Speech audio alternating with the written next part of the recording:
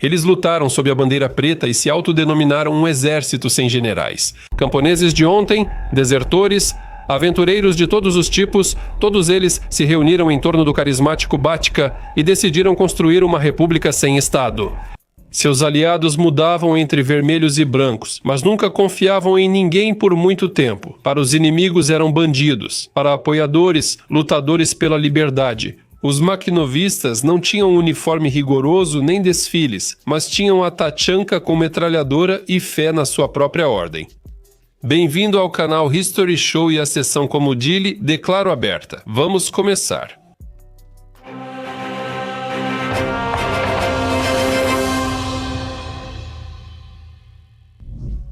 De onde vieram os maquinovistas? A história dos maquinovistas começa como deve ser com uma pessoa. Nestor Ivanovich Makhno nasceu na aldeia de Guliáipole, em 1888. Perdeu o pai cedo, cresceu na pobreza e desde criança trabalhou para latifundiários, entendendo rápido que a vida não era sobre justiça, mas sobre trabalho duro. Ainda jovem, ele se juntou ao grupo anarquista União dos Camponeses Livres e logo foi voluntariamente para a prisão. Makhno passou 6 anos na prisão de Butyrka e saiu revolucionário convicto, não mais apenas camponês. Na cela, estudava história e política, convencendo-se de que todo poder é mau. Agora, sobre o contexto político. Em 1917, o país se transformou em um verdadeiro caldeirão fervente. Em Petrogrado, o governo provisório, que acha que governa o Império Russo. Em Kiev, a Rada Central, confiante de que governa a Ucrânia. Depois, em novembro, o governo provisório é derrubado pelos bolcheviques, que agora têm certeza de que são eles que devem governar. E no sul da Ucrânia, já marcham tropas alemãs e austro-húngaras, convidadas para restabelecer a ordem. No final, ficou como naquela piada: tem muitos donos, mas não tem propriedade nenhuma. Makhno via toda essa bagunça do seu próprio jeito. Exércitos estrangeiros eram invasores, a Rada Central eram traidores, os bolcheviques eram aliados temporários, mas também não eram confiáveis. E enquanto os políticos dividiam o futuro da Ucrânia nas negociações, Nestor reuniu em sua aldeia natal um pequeno grupo de camponeses como ele, prontos para expropriar terras e propriedades dos latifundiários. Foi exatamente nessa época que começaram a chamá-lo de Batko, porque ele sabia tanto proteger quanto liderar. Assim surgiu o exército, oficialmente chamado de Exército Revolucionário de Guerrilheiros da Ucrânia, e não oficialmente conhecido como os Makhnovistas, Ideologia e República Livre, se acreditarmos no próprio Makhno e em seus apoiadores. Não deveria existir poder algum, nem czar, hetman, comissários, ninguém. Em vez do Estado, conselhos de camponeses e operários que decidem seus próprios assuntos. Nas bandeiras dos makhnovistas havia um lema anarquista: anarquia é a mãe da ordem. A formulação parecia paradoxal, mas o sentido era simples. A ordem nasce não de ordens vindas de cima, mas do fato de as pessoas chegarem a um acordo. Cazaquistão, Cazaquistão, no Cazaquistão, Cazaquistão, no Cazaquistão, Cazaquistão, no Cazaquistão, no Cazaquistão, no Cazaquistão, no Cazaquistão. Vivcherayan funcionava de forma inaceitável. Isso não existia, e o decisivo era a partida Gaskad. Pelo que não...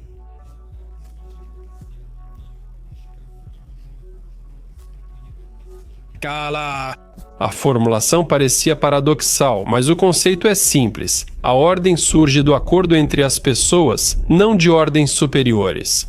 Os makhnovistas, com o dinheiro, criaram sua anarquia. Inicialmente queriam abolir o dinheiro, mas perceberam que era impossível viver sem ele. Eles não emitiam uma moeda própria. No Oborod, usavam tudo o que tinham à mão: rublos do czar, sovsnaks soviéticos, notas ucranianas, até mesmo marcos alemães de vez em quando. Às vezes, os makhnovistas colocavam seus carimbos nessas cédulas ou escreviam à mão inscrições engraçadas como "A anarquia é a mãe da ordem", ou algo como "Quem não aceitar esse dinheiro, Makhno vai pegar". Também havia piadas abertamente obscenas. Acabava sendo uma moeda peculiar e bem-humorada, que, no entanto, era aceita no mercado. Destacava-se a postura quanto à nacionalidade e religião, diferente dos filmes soviéticos que mostravam os makhnovistas como bêbados e desordeiros. Makhno era totalmente contra o antissemitismo e chegou a reprimir pessoalmente esses casos, punindo os responsáveis. O movimento não tinha posição oficial sobre a igreja, considerando a religião mais uma questão pessoal do que base da sociedade. A ideologia dos maquinovistas parecia ao mesmo tempo simples e utópica. Por um lado, era o sonho honesto dos camponeses, vivermos por conta própria, sem chefes. Por outro, havia a negação absoluta de qualquer Estado. O problema é que o mundo ao redor não estava disposto a se adaptar aos ideais. Enquanto os maquinovistas lutavam, havia anarquia. Quando partiam, outro poder chegava com ordens e requisições de alimentos. Quantos eram eles? Tempo. Exato, contar os maquinovistas é ingrato. O exército deles era muito móvel, e a própria estrutura parecia mais um enorme mutirão camponês com metralhadoras do que uma tropa regular. Mas ainda assim eu tenho alguns números para vocês. O exército tinha como núcleo os destacamentos de choque, com 5 a 8 mil combatentes, principalmente cavalaria, metralhadores e artilheiros. Eram verdadeiros destemidos, ex-soldados, marinheiros, revolucionários e desertores que sabiam lutar e não tinham medo de correr riscos. Eles se deslocavam em tachancas, leves carroças de 4 lugares com metralhadoras, requisitadas dos colonos alemães junto com os cavalos. Os maquinovistas tinham várias centenas dessas charretes. As tachancas viraram símbolo e marca registrada do exército de Makhno, temidas até pelos oficiais brancos mais experientes. Além da elite, havia a milícia camponesa. Em grandes incursões ou ameaças, milhares de camponeses se uniam a Makhno, armados com o que tinham. No papel, o quartel-general podia relatar até 100 mil combatentes. Esse número foi mencionado em 1919.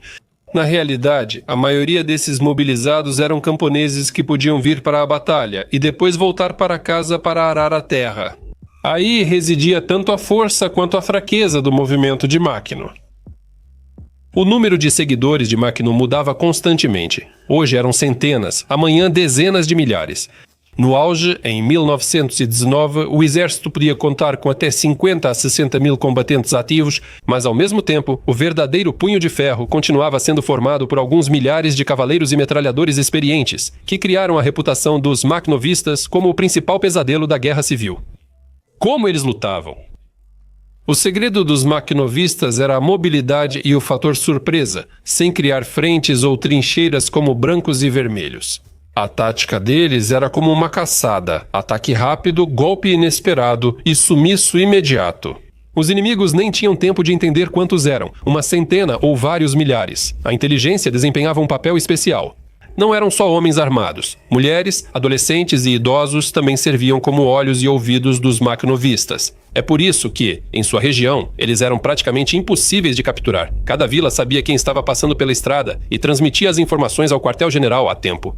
A tática dependia da flexibilidade dos comandantes, que eram escolhidos pelos combatentes não nomeados. Assim, não podiam se dar ao luxo de serem incompetentes. Perder a autoridade faria com que ele fosse removido. Essa abordagem permitia mudar rapidamente a estratégia e não ficar preso à burocracia. Os makhnovistas eram versáteis com os inimigos, lutando contra brancos, vermelhos, petliuristas e tropas alemãs. As alianças mudavam conforme a situação, ora com os bolcheviques contra Denikin, ora contra os próprios bolcheviques. A estratégia de alianças temporárias permitiu aos makhnovistas resistir mais que muitos exércitos mais organizados. As operações militares ocorriam na retaguarda inimiga, onde os makhnovistas atacavam depósitos, linhas de comunicação e entroncamentos ferroviários. Eles preferiam atacar a linha de suprimentos e sumir na estepe. Os exércitos regulares odiavam os makhnovistas, porque eles sabiam como causar grandes danos e não davam chance para um confronto direto. Mas, quanto às armas, os makhnovistas sempre tiveram um problema constante. A República Livre não tinha indústria própria, então eles tinham que pegar tudo dos outros. As principais fontes eram os espólios após as batalhas contra os brancos, vermelhos ou unidades alemãs. O outro caminho eram alianças com os bolcheviques. Quando era conveniente para eles, forneciam munição e armas aos makhnovistas para que lutassem contra os brancos. Mas assim que derrotavam o inimigo comum, os suprimentos eram interrompidos. Por isso, o arsenal dos makhnovistas, o armamento era variado, alguns com rifles Mosin, outros com Mannlicher austríacos capturados, e alguns tinham só revólver ou espingarda de caça. Metralhadoras, Maxim e artilharia costumavam ser tomadas em combate. Como viviam e do que se alimentavam? O exército de Makhno não era regular, então não havia rações militares aqui. Tudo era baseado no voluntariado e no apoio dos camponeses. Após as incursões, os combatentes geralmente retornavam para casa, e nas campanhas levavam apenas o essencial: pão, ovos cozidos, toucinho e linguiça. A mochila dos makhnovistas cabia numa sacola e podia ser guardada por muito tempo. O pão era o principal alimento. Ao contrário dos territórios soviéticos e brancos, na República Livre não havia requisição forçada de alimentos. Makhno não tolerava comissários nem destacamentos de requisição. Assim, os camponeses compartilhavam o grão e forneciam pão espontaneamente, sem a ameaça de rifles. Ao pão se juntavam batatas, bolinhos de queijo cottage, queijo brinza, leite, tudo o que a aldeia produzia. Quando os destacamentos chegavam às aldeias amigas, eram recebidos com produtos caseiros. Alguém tinha um saco extra de batatas, outro tinha uma vaca que dava leite. Os makhnovistas às vezes recebiam comida pronta, pois os camponeses os viam como proteção. A carne era mais difícil. Porco e linguiça apareciam de vez em quando, mas durante as marchas geralmente se viravam com banha. É nutritivo e não estraga. Em expedições longas, levavam defumados e biscoitos secos. Álcool é um assunto à parte. A propaganda soviética retratava os makhnovistas como sempre bêbados, mas o alcoolismo constante era, na verdade, impossível. Como se manter montado ou liderar uma patrulha longa de ressaca? Relatos dizem que só podiam beber após uma incursão bem-sucedida ou em aldeias, para celebrar a vitória. Na maioria das vezes era uma pimenta caseira, e mesmo assim em pequenas quantidades. Mas não era o cenário ideal. O exército também recebia desertores e criminosos que eram indisciplinados e podiam saquear. Na verdade, eles não ficavam por muito tempo. Na tropa de Makhno, as punições por violações eram severas. No geral, a comida dos makhnovistas quase não se diferenciava da dos camponeses. Pão, batata, laticínios, toucinho. A única diferença era que tudo isso precisava ser adaptado à vida de campanha. Levar aquilo que dura bastante e sacia rapidamente. Vida interior. A disciplina dos makhnovistas vinha da responsabilidade coletiva, não de regulamentos. Cada comandante respondia pelos atos de seus homens, e se seu grupo cometesse saques ou pogroms, ele era responsabilizado. Isso criava um sistema de controle bastante rígido, mesmo sem as ordens militares tradicionais. A mobilização dos makhnovistas era diferente. Ao contrário dos vermelhos ou brancos, não forçavam ninguém, promovendo apenas mobilizações voluntárias. Era realizada uma assembleia na aldeia e decidia-se se iriam ajudar Makhno ou não. Formalmente era voluntário, mas na guerra, recusar deixava a aldeia sem proteção. Por isso, a maioria concordava. Os conselhos revolucionários na retaguarda eram essenciais. Resolviam questões econômicas, dividiam terras, abasteciam destacamentos e ajudavam com cavalos e mantimentos. Era uma tentativa de criar uma pequena sociedade autogerida, sem funcionários ou burocracia. No exército de Makhno, liberdade e ordem coexistiam. As pessoas escolhiam líderes e decidiam em assembleias, mas quem violasse regras podia ser expulso ou fuzilado. É aí que estava a singularidade de Makhno. Em palavras, anarquistas, mas na prática, disciplina de ferro. Para onde eles desapareceram? O projeto de Makhno terminou logo após seu auge. No outono de 1920, Makhno, com o Exército Vermelho, ajudou a romper a defesa de Wrangel. Na noite de 8 de novembro, seus cavaleiros atravessaram o Sivash, contornaram as fortificações de Perekop, e a defesa branca desmoronou. Até 15 de novembro, Wrangel evacuou as tropas da Crimeia. E depois disso vem o clássico das alianças por conveniência. Assim que o inimigo principal foi derrotado, os makhnovistas se tornaram desnecessários. Em 23 de novembro de 1920, o comando da Frente Sul exigiu a incorporação total ao Exército Vermelho e o fim da autogestão em Guliaipole. Makhno recusou, após o que os vermelhos imediatamente começaram a repressão, incluindo a prisão e execução de seus aliados mais próximos.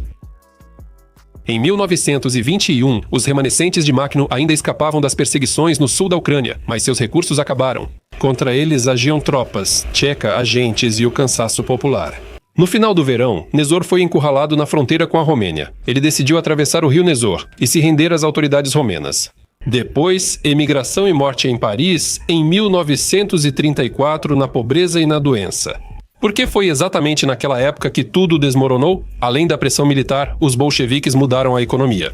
A requisição de grãos virou um imposto em espécie, reduzindo o número de camponeses insatisfeitos. Sem o apoio deles, a liberdade perdeu sua base. O movimento makhnovista, como outros de resistência, começou a declinar, E sim, a tática bolchevique de usar e depois eliminar funcionou plenamente aqui. Aliança contra o inimigo comum e depois declarar os makhnovistas fora da lei e caçá-los sistematicamente.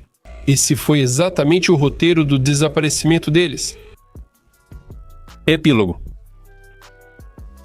Assim, a história dos makhnovistas é um exemplo de como o sonho camponês de liberdade se transformou em um pesadelo para todos que tentaram impor ordem de cima para baixo. Eles criaram uma república livre, com a terra dividida entre os camponeses.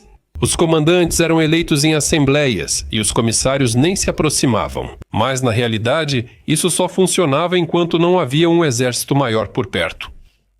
Bolcheviques, brancos, Rada Central, alemães. Todos consideravam os makhnovistas ou aliados temporários ou bandidos que atrapalhavam a grande política. No fim, o movimento makhnovista sumiu tão rápido quanto apareceu. E mesmo assim, a lenda permaneceu. Para alguns, Makhno era um bandido. Para outros, um herói dos camponeses. Mas o movimento dele mostrou o principal. Nenhum poder pode se manter se ignora o povo. Nisso, talvez, esteja o principal paradoxo. A anarquia é a mãe da ordem. Esse era o lema sob o qual as pessoas tentavam estabelecer a ordem em suas próprias aldeias, enquanto grandes exércitos brincavam de revolução. Por hoje é só. Até mais, pessoal.